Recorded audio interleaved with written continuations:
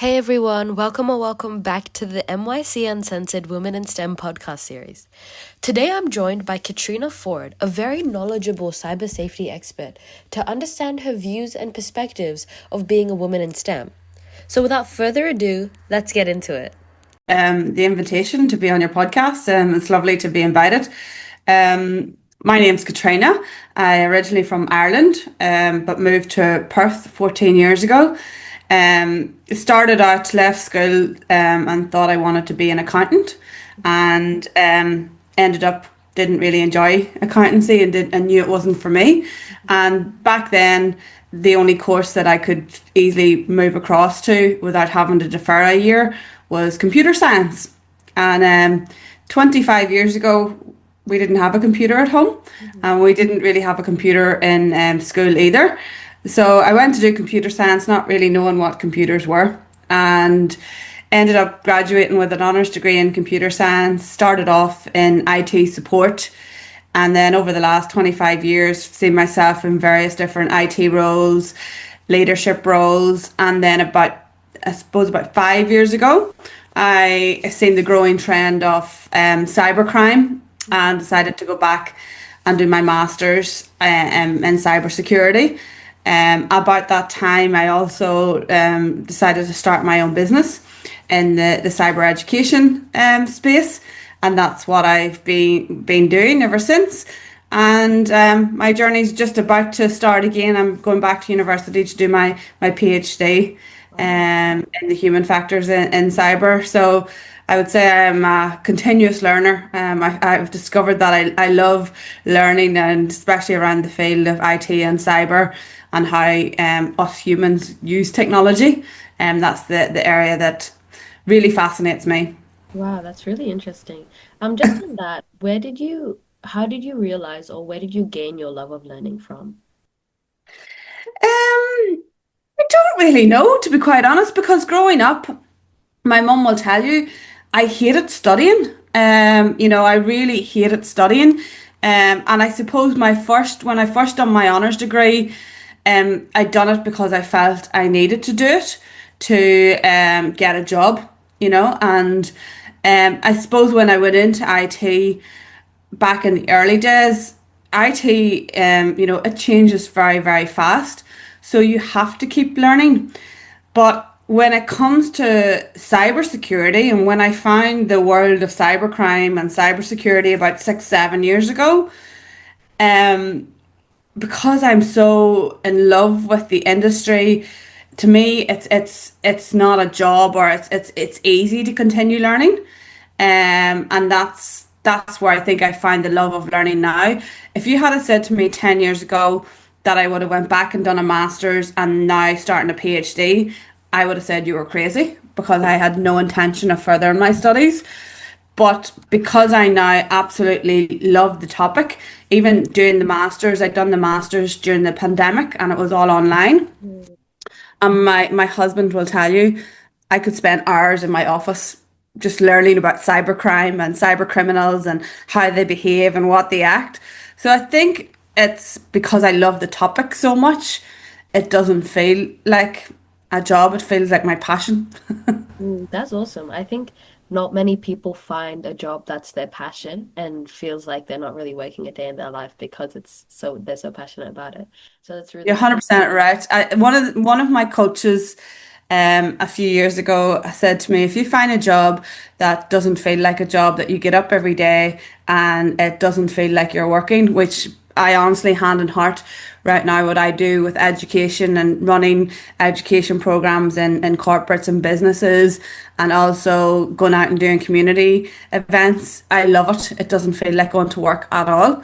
So I'm very, very lucky. So I think that's the silver bullet, or the where you want to get to. If you can find something that doesn't feel like work, something that you're extremely passionate about, yeah, you're winning. But it's very hard to find it. yeah. Just on that, with your occupation or when you got into your occupation, could you just list maybe some contributions that you were able to accomplish while in a field that's so male dominated? Yeah, well, I suppose there's been so many things that I've accomplished. I suppose one of the most things that I'm most proud of, should I say, was back about, I think it was 4 or 5 years ago now. I won an award here in Perth in Australia for Women in Technology WA. And I had such imposter syndrome even putting myself forward for that award. You have to self-nominate, and I had several women tap me on the shoulder and said, "You must nominate yourself." And I was so reluctant to do it that year. But one particular woman, I would highly respect her. And when she said it, I was like, well, I feel I have to do it because she's told me to, or she's asked me to. And even when the awards night came, I took my husband and a work colleague with me to the awards ceremony. And I was so sure that I wasn't going to win. When they started to announce the winners, I moved to the back of the room to allow the winners to move to the front. And I was so shocked when my name was called out. So it was one of the most proud things that I've done. One of the other things that I'm very proud of, and it's true, Women in Technology WA, I'm part of their Tech Trails program. So we go around to high schools and talk to year eights and year nine girls around career in STEM. Because, yes, this is a male dominated area, but it is such an enjoyable area to get into, especially cyber. IT is the same as said. I spent 20 years in IT before I moved across to cyber, and I think especially with doing the tech trails for Women in Technology WA, one of the things that most of the young girls tell me is that they feel that this is all maths and science, which it really is not. I am shocking at maths and science. And even the role that I do now, it's an education role. Yes, I've got a very strong technical background, but I'm a communicator. And, I always say to those that's interested in this field, if you've got a passion for helping people, this is such a wonderful place to be because you're helping people stay safe online.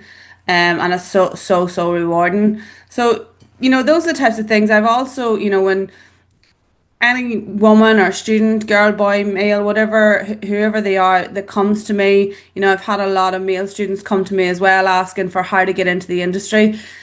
I'm always up for a coffee and a good chat, and give a bit of advice because I resonate that it can be very daunting at the start of your career, not knowing how to get your foot in through the door, not knowing what even area in STEM is so huge. Cyber alone, we've got so many different fields. There's people thinks it's all technical, but there's quite a lot of non-technical roles as well. So it's helping. I really love helping people understand where they might fit within the workplace place as well. Awesome. Um, just on that, when you were talking about you getting the award and so many women saying you should apply, can you say maybe a couple words on the importance of having other females within such a male dominated field? 100%. Here in WA, we have a very strong group of women in IT and cyber that really does support each other. But it is so, so important to grow that network of people that you look up to, but also think for WITWA, Women in Technology WA, one of the things that their motto is, if you can see her, you can be her. And I believe that is a fantastic motto because look out and look at those women that are in senior roles and in roles that you want to see yourself in the future, and go and ask them for a coffee. Most women in senior roles are happy to give up a little bit of their time to have a chat with you, and follow them on LinkedIn, go to the events that they're at, see how they hold themselves online and in public places, what's their career, because we've all have different career journeys. And I even remember back with my first, it was when I was at university back nearly 25 years ago. Um, Back then we done a twelve month placement. So instead of a program, it was a 12-month placement. And the head of IT who interviewed me for the placement role was a lady who, which was very unheard of back, 20 odd years ago. And I remember her asking me, where do you want to be in 5 years? And I just said to her, pretty tongue in cheek, I want to be in your seat. And she was like, I love that because that's ambition. That's, you're striving. So, it's so important because it can be a lonely place sometimes. But one thing I will say, and I will stand by this, some of the best mentors and allies that I've had in my career have been men. My very first mentor, who I still say is the reason why I've been successful, he owned an IT company where I grew up. He gave me my first opportunity. He taught me everything. He gave me full autonomy to make mistakes. And even that award, the Women in Technology WA award, it was my boss at the time who was in a critical infrastructure company that I was working in. It was him that said to me, "You need to put yourself forward for this award." And even since that, he has nominated me for awards. Some of them I've been back finalists in. The Women in Security, the Australian Women in Security. I've been a finalist twice, and he nominated me one of the times for it, unannounced to me. So, it's not just women that we need to find as mentors. There's some really, really awesome males in our industry that want to see us succeed as well. Absolutely. I think a big thing is that females don't see other females within the STEM field, so they feel a bit discouraged. 100%. But at the same time, I don't think it's about like pushing men to the side. It's just about empowering men to understand that everyone should have equal opportunities. So I think there's definitely miscommunication in terms of empowering women is putting men down, but I don't think it's like that. I think it's just about uplifting everyone and ensuring that men understand what it is to empower other women. Yeah, no, you couldn't have said it better. I totally agree. Yeah. Absolutely. So on that, within the field of STEM, within your career, is there a couple or even just one big challenge that you faced while within the STEM field? Um, I suppose it was the continuous learning. Really was. It is a challenge, and I suppose it's been easier for me because I don't have kids, I don't have a family, I have a husband, I have two golden retrievers, but I don't have kids. And I often see my counterparts who maybe have gone on maternity leave and then struggle to come back into the industry because it changes at a fast pace. Um, so I suppose that's one of the challenges. I have come up against some men who has been a bit challenged by the qualifications that I hold, my experience. I had one particular incident where, it was quite obvious that it was because of my gender that he didn't appreciate the work that I was doing. But that's it's very rare to see that, to be honest. It's only once that I've seen that in the whole 25 years of my career. Yeah.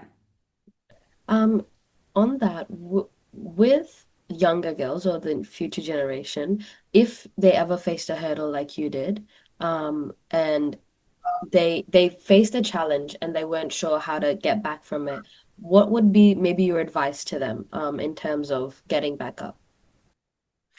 Look, you, I think one of the big things that I have learned in my career is that failure is part of growth and not to be afraid of failure. I think for some reason, somehow, and I've been one of those people as well, have been afraid of failure. Maybe that it might come across as a weakness and there's this fear, but I have had many failures in my career. And the way that one of my mentors and coaches reframed it for me one time is every time you fail, it's a redirection. It's showing you where you're not supposed to be, and it's helping you look at what's next. And every time I failed, something bigger has come afterwards. And that's now I sort of look at my life and my career. What's not working? Okay, let's get rid of it and let's move on to something bigger. It can be extremely, extremely hard to lift yourself back up again. And this is where you need to have your close circle and those that know you well. and build that support network around you that will lift you up when you have those bad days. I've recently, a few years ago, went through a situation in my own business that, it was quite a hard situation to deal with. But I've had very strong allies within my network that, reminded me of the skills that I have and what I bring to the industry. And since that, things have, really flourished. So, one of the other things that it's a useful tip one of my coaches taught me to do a number of years ago, and I do it quite regularly, is we don't often look at what our successes is. So, if you're going through a really difficult time, just sit down, get a piece of paper and write down what successes you've had so far in your career. And it could be on a daily, it could be on a weekly. Sometimes I do it weekly when I'm going through a challenging time. And it just shows you how far you've come. Because sometimes we forget to look at how far we've come and we just keep thinking towards the future. And it's really important to stop and look at what we've already achieved and the successes that we already have. That's one of the most powerful things that you can do. And I now am a firm believer failure is part of the journey. The more that you can fail, the more that you will grow. And it's to me that's I don't fear it anymore. To me, it's a redirection as to what I'm supposed to be doing better. Amazing. So I understand that you are a cyber safety expert. How did you decide this was the opportunity for you, or this is the field that you want to go into? I didn't decide that was the best part of it. So what actually happened was when I was studying my master's, I was still much consulting in the IT space, doing some cyber work, consulting to small to medium sized businesses. And I was at a networking breakfast one morning and I was actually chair of the group. And because I was chair of the group, I was telling the group of attendees, we had 30 people in attendance, what I was doing. And one of the attendees was the founder and one of the partners of a large cybersecurity firm here in Australia, in Perth. And afterwards, he said, I've got an opportunity. I'm wondering, can I have a chat with you about it? It's to run an education program. It's an 8 week opportunity. Do you want to come in and help us with it? And that was my first time, I suppose, being exposed fully to cyber safety and cyber education. I'd run education sessions for my clients before, educating them on, using Microsoft 365 and all different technical things. Run some education on cyber best practices, but never anything to this extent. So again, this was a male ally who seen something in me, gave me the opportunity to do something new, and I took it. Full of fear because I had never done it before, full of fear of failure, also imposter syndrome, still studying cyber with all these what I regarded as really intelligent and smart cyber experts. But I embraced it, and that's how I got into this field. And that was about 5, 6 years ago. And realized that I was, first of all, I was good at it. I kept getting feedback saying how good I was at it and that I absolutely loved it. And I think, that's to me, when you find something that, time goes really quick when you do it and you feel full of energy and, you feel like a little bit of a buzz after doing, whatever the activity is, that's a sign that you're doing something that you should be doing. So that's how it started. And now that I've gone down this path, yeah, I absolutely love it. I'm very privileged and I'm very grateful that I have discovered it. Mm. And I suppose if I look back through my career, I've always did it, but I didn't know I was doing it. I was always an educator. I always stopped and had time for people to show people how to do things with their devices, and it's been part of, I suppose, my DNA really growing up, and I didn't realize it. I'd assume teaching is your favorite part, but also ask what is your favorite part of the job? It's connecting with people. It really is. It's helping people understand something that is fearful. Especially sometimes, especially when it comes to cyber. It can feel very overwhelming for some people, especially when we talk about cyber criminals. There's a lot of FUD around it, fear, uncertainty, and doubt. And when you simplify it and make people understand that it's not difficult, in one particular, it was a number of years ago when I was working at a critical infrastructure company, and is explaining quite simply why you shouldn't reuse passwords. And I remember we had a room of about, I think there was about 60 to 70 people in the room. And one lady, about two rows back, I'll never forget it. I remember her opening her mouth and going like this, like as if a light bulb had just gone off, that I had just made her realize why she shouldn't reuse passwords. And it was the most rewarding experience ever. It was like I've made a difference in her life that is going to probably keep her safe for the rest of her days. So that's the part that I love. It's seeing how you can really make an impact in people's lives, and so it's more the human connection. I don't even say I'm a teacher. I say I'm an educator and I'm a storyteller, because a lot of what I do is tell real life stories that resonate with people. Whether it's in the corporate setting, whether you're speaking with a board or the C-suite, or if you're running a workshop for retirees and teaching them about scams. We're all humans and we all are living a human experience. And technology for some is easy, for others it's really challenging. And that's what I love, is helping those that are really challenged with technology to make it easy for them to use. That's really awesome. I think on that, actually, it's not surprising. I know that there is a bit of a misconception, but within the tech field, I think a very big misconception is that you're just in front of a laptop by yourself from 9 to 5 and you're not communicating with anyone. So your story definitely, like, I would say it would shock quite a few people that you're able to communicate and talk with most people, and that seems like the heart of your job. 100%. And look, I suppose this is what in reflection of my career. Yes, I loved tech, but I loved the people side more than I loved the tech. And even back, when I reflect 20 years ago, doing IT support. Back then, we didn't have remote support, so you would have to go to somebody's physical computer, drive to their office, go to their computer to help them fix their computer problem. So you were always talking to people, do you know what I mean? And you're always finding out a little bit about their day or about their family, and then you could see the struggles that they were having. They were just trying to do their job, but the tech was getting in the way of doing their job. And that's what helped me, I think, gain empathy around how people struggle with technology.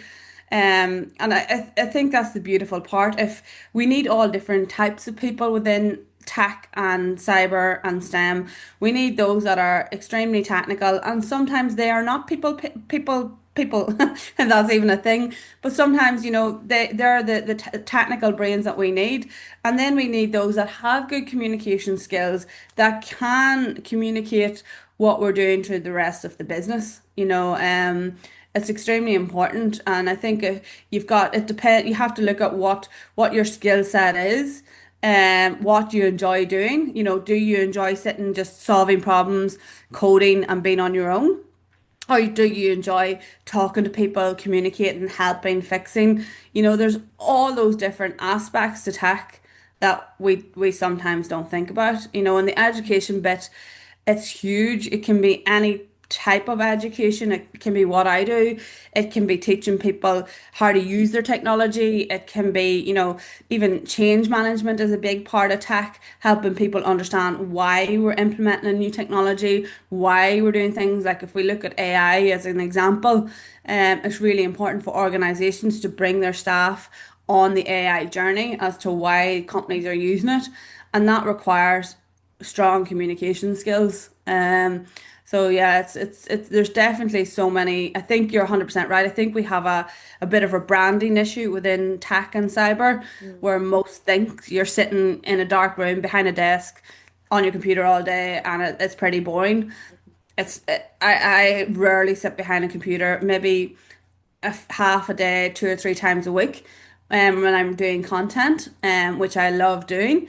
But most of the time I'm in front of people. This afternoon I'm running a workshop for our local council. We're doing some exercises around privacy and why privacy is important for their role working within a local council. You know, it's so much fun, and it brings my skill set together, and it brings the enjoyment of connecting with people as well. Amazing. Yeah, I think you touched on a point on my next question actually. Within today's day and age, with technology just on the rise and everyone just hopping on like all these devices, why do you think cyber safety is so important in today's age, and why do you think everyone should have some basic knowledge of cyber safety and cybersecurity? One of the things, that's a great question. That's a fantastic question. One of the things that I firmly believe is that this is like a new life skill that we have to learn. Many, unless you're of a younger generation, and even that haven't been taught cyber safety at school. And many of us, are using technology that's in front of us. We want to investigate new apps that's coming out. We want to investigate new technology that's coming out, but we're never taught how to do it safely.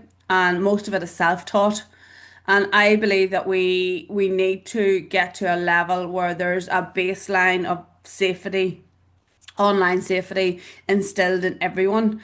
And it may start from school age up, or I'm not too sure how we achieve that. And I liken it to all of the other safety skills that we have in our life. So I think about, learning to drive a car. If you haven't learned to drive a car before, you have to go through a process to learn how to drive it safely. But even though you learn how to drive it safely, it's still up to you. You're the decision maker when you get behind the wheel. You're the person that decides whether you're going to speed or not. You're the person that's going to decide whether you drink and drive or not, or take drugs and drive. And technology is the same. You need to learn these skill sets. You need to learn how to use it safely. And then it's up to you whether you're going to implement them and keep yourself safe online or not. So I think it's come, yes, we rely on companies to make us safer as well, but we also need to learn how to identify what's real and what's not, what's safe and what's not online. And you mentioned AI. I think this is the challenge that we have at the moment, and I don't know how we're gonna fix it or where the future is gonna be.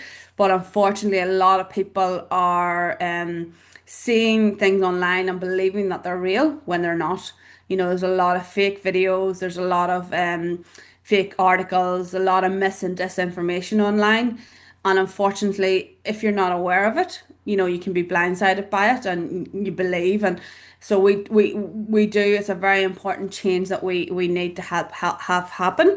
And I think we're at a very important place where particularly the younger generation, need to stop and look at how they're using technology and making sure that they're questioning things that they see online, that they're also protecting their own mental health. There's a lot of negative stuff that we see online, and you can easily be impacted by some of the stuff that you see online. So it's important that we start to understand how technology can impact us. We've all experienced it, the doom scroll, like it's so easy to happen. I don't know anybody that doesn't go down that rabbit hole. Everybody does it. It's how these apps are designed, is to keep us on the app, but we need to be conscious about that. Because what is it doing with our time? What is it, what is it doing with our energy? What's it doing with our social connection? There's so many impacts with if that we need to be aware of. I think that's definitely true. And I think with doom scrolling, it's a source of like instant gratification. There's not really that much entertainment, but because you don't know if software has been edited, especially for younger girls, even males, like Mm. having a false image of what like they should look like, what the Oh, beauty standard is so bad because you're here believing like every second person you see is up to that beauty standard except you, but you don't realize that half of those videos are edited. And it doesn't occur to you until someone's actually showed you like this is how much it's edited, which is kind of wild to think because even if you know that oh these videos could be edited, it doesn't register in your mind. You still give them the benefit of the doubt saying, "Oh, I'm not up to the standard," but they are.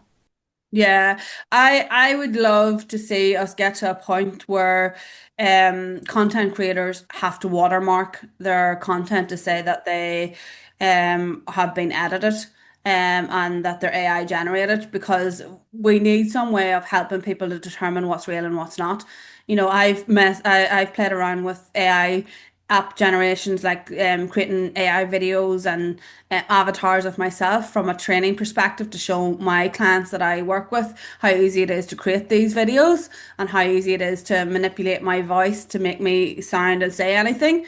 And I can do it in the matter of 10, 15 minutes on a laptop, and that's what I'm trying to show people, that anybody can do it now. Hmm. Technology is that advanced. There was a LinkedIn article, a post last week, I think it was last week or the week before, where the cybersecurity expert who I follow in the US was showing around the riots in LA a few weeks ago that was happening, and showing how some of the content was all fake. It was all made up. One of showing the army and what they were doing, and the video was completely made up. It was all AI generated, and how, dangerous that could be when people look at this content and not knowing that it's not real. Absolutely. Mm. So just one final question. Do you have any words of wisdom or advice for the future generation of girls who want to go into STEM, or those leaders in the future who may feel discouraged or just don't know yet about the field of STEM and the wonders that it holds? It's a very exciting industry. It's been very rewarding for me. Honestly, I was a country girl, grew up on a farm, never ever thought that I would end up in a STEM career. And even my family, I think, were very shocked. Back then, it was all very traditional careers like teaching, accounting, lawyers. STEM and IT was not a thing growing up in rural Ireland. But it's very, very enjoyable, very, very rewarding, and there's so many different areas. You can go into one area and then you can find yourself in a very different area. One thing I will say, and this is, I'm now 25 years in my career, you don't know where it's going to go, and that's the fun part, and that's like, I still have another good 20 years of my career left. I have no idea where I'm going to go. I know I'm just about to start the PhD, don't know where that's going to take me. And that's, I think we need to be, you need to be flexible. You might think now that you're going to be in a certain career and have a certain life by a certain age. Doesn't happen. I turned 30 and moved to Australia, and started a whole new life for myself. I'm here 14 years now. And that's, I never thought that that would happen either. So, take the chances. You only get one life. But what I would say is find something that you absolutely love. And I think the problem is, if I look back at studying my degree at uni, your degree is not, it's not setting you up for the workplace. It's completely different. You're being taught a foundational level of information, but when you get into the workplace, it's completely different. And I will all probably say most of my degree and my master's, I've never really used, to be quite honest. It's given me that knowledge, that foundational skill. It's given me skills to write and read and to create presentations and to speak. But it's most of my self-learning. That's what's helped me in my career. Find your tribe. There's loads of different groups out there. In Australia, we've got the Australian Women in Cybersecurity Network all over Australia, a fantastic group. If you're into coding, there's She Codes. I don't know if you've come across it, but it's originated in Perth, and it's such a fantastic group. I know so many that never thought that they would see themselves in coding, went to She Codes and now absolutely loves it. So, you know, don't get too don't get too stuck on, or set in that you want this particular type of career, because you don't know where it's going to be. Be open to the opportunities, be open to investigating and looking at different types of careers within STEM. And, yes, at times you may be one of the only women in the room, but that's you're bringing a very different voice to it. One thing I'll leave you with, back several years ago, I got voted in to be the chair of a networking group here in Perth. Mhm. And this networking group was all business owners, senior leaders, high executive people. And I had massive, massive imposter syndrome as to why they had voted me in to be the chair of this group. And I remember standing having a conversation with a very, very successful construction business owner. He's builds some of the most well-known brand buildings all over Australia. And I remember saying to him, I'm a bit shocked. Why have they voted me in? And I was like, I don't know why I've been put into this wonderful position. And he said, Katrina, because you stand out, you're a woman in the room, you are able to communicate in a way that most of us feel comfortable. And he said, use that as your advantage. So sometimes being the only woman in the room can be an advantage as well because your voice might be remembered. So, it can come with disadvantages, and you will have, people that will challenge you. But find those that are going to be in your corner, that's going to pick you back up again when you don't feel like you're being successful. And as I said, one of my tips is create that success list so you always feel successful. But STEM's a wonderful place. It's so fantastic the opportunities that it can give you. One of the things that I now am very grateful for living in Australia, I now get to work worldwide. I've recently done a series of workshops for a bank in Europe, and there's very little other careers that you can do that because it is global, and you're not bound really by the country that you're in. So STEM can take you all over the world as well. Absolutely, absolutely. Thank you so much. I think I got a lot out of this session, and I hope the listeners do as well. Just want to say thank you for your time. Not a And yeah, problem. I think we can wrap it up there. But thank you for your insights, and I definitely, definitely got something from this session. Thanks for having me. And if anybody ever wants to connect with me on LinkedIn, reach out. Always happy to have a chat Absolutely. or jump on a team or a Zoom, or if you're in WA, I'm always happy to have a cup of coffee, or I'll be over in Melbourne later in the year. So always happy to have a chat with anybody that wants Amazing, to amazing. learn a little bit more. Awesome. Thank you so much. I will let you know when we post this episode so that you can have a listen as well if you want. Awesome. Thank you very much. Thank you so much.